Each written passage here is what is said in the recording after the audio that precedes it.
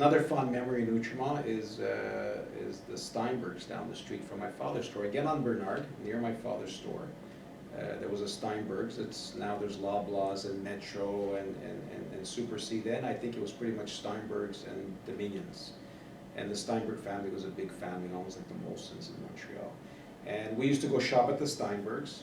And when we were with my mother, we used to carry the groceries home every week, I remember. But what we did is, as we got older, we wanted to start working. And we saw some kids outside Steinberg's with their wagons. You have these little wagons.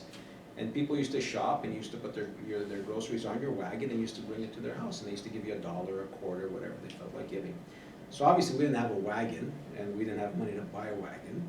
So what we did for, I think at least 4 weekends, or I don't know how many months it took, we would just sit at the cash as the person finished getting their groceries loaded, and we'd ask, can I help you bring your bag to the car? Or if you're not too far, can I carry your bags home? So there was a lot of older people in Outremont, so we just used to carry the bags to the car. They used to give you a dime, they used to give you a quarter. So we started collecting our dimes and our quarters from helping people bring their bags to their cars, till we saved $18. Once we saved $18, we went down to Park Avenue, Bernard and Park Avenue, where there was a Pascal hardware store, and we bought a brand new wagon for $18. That's how much a wagon cost. So we learned that we had to raise the capital to purchase this wagon to start our business. So we took the $18, we bought the wagon, and then we started our business. My brother and I, every Saturday, we would be at Steinberg's early in the morning, and now we could actually put the groceries, the boxes with the groceries, on the wagon and pull them, I don't know, 5 blocks, 6 blocks, and bring them up to the people's house and deliver.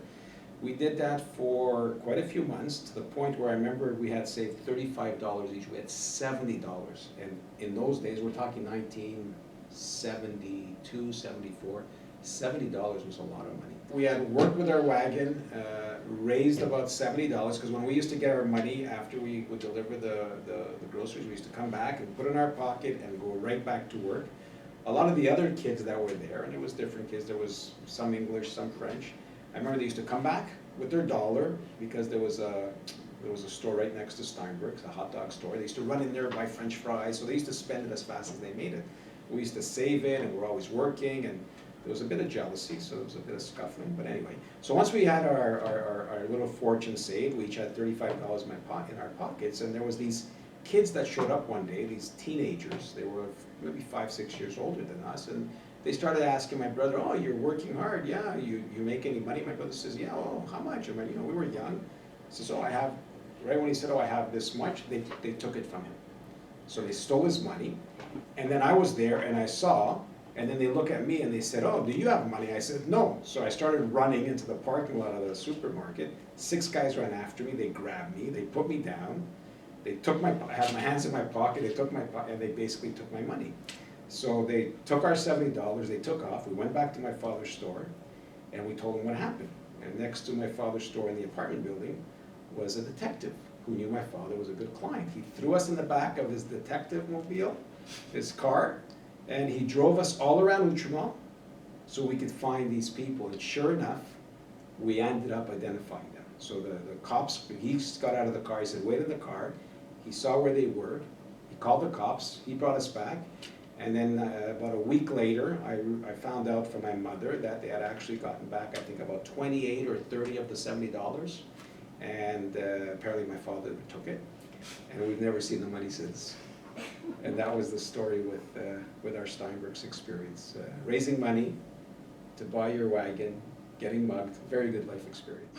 As we got a little bit older, we were still, I'd say, maybe just starting to be about 10, 11 years old. We went with our dad down to the local hardware store and we bought a little wagon.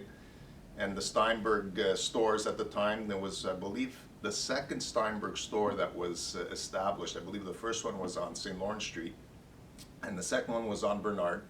So that was a grocery store that a lot of families would go in and buy their groceries, and we stood there by the cash registers asking the people if they would like to have us take their grocery bags, put them on our wagon, and help bring them over to their house or to their apartment, help them bring it up the stairs, and in return we would get a little tip. And that's how we raised money in the summer. That was our summer job. And at the end of the summer, I remember at the time, it's the first time we ever really started playing any kind of organized sports. We raised enough money, so my brother and I headed over to Plaza Cotonage, which was a neighboring Outremont, and visited what was in those days Miracle Mart, and we bought ourselves our first set of hockey equipment.